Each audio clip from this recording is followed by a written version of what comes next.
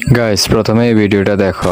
যদি বলা হয় বাংলাদেশের গেমিং কমিউনিটির ভিতরে সবচাইতে বেশি হাইপ তোলা কন্টেন্ট ক্রিয়েটর কে, তখন আমরা নিঃসন্দেহে গর্ব করে বলতে পারি আমাদের একজন বাংলাদেশ টপ 1 আর একজন মিস্টার ট্রিপলার আছে। তাদেরকে বাংলাদেশের মানুষ এত এত ভালোবাসে যে তারা যেখানে যাবে সেখানেই তাদের লাখ লাখ ফ্যান ফলোয়ার্স গিয়ে হাইপ তুলে ফেলবে।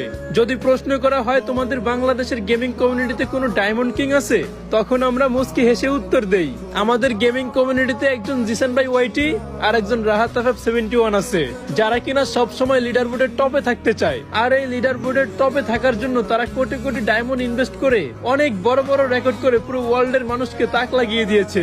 যখন কাউকে দেখে যে ঠাট্টা করে বলতেছে বাংলাদেশ সার্ভারে কোনো স্নাইপার কিং নাই, তখন তাদের মুখের উপর পাল্টা জবাব দিয়ে বলি আমাদের বাংলাদেশ সার্ভারে একজন ইটস কাব্য আর একজন কুরুল গেমিং আছে, যাদের চোখ ধাঁধানো স্নাইপিং করা দেখলে মনে হয় যেন বিটুকের গেম প্লে দেখতেছি।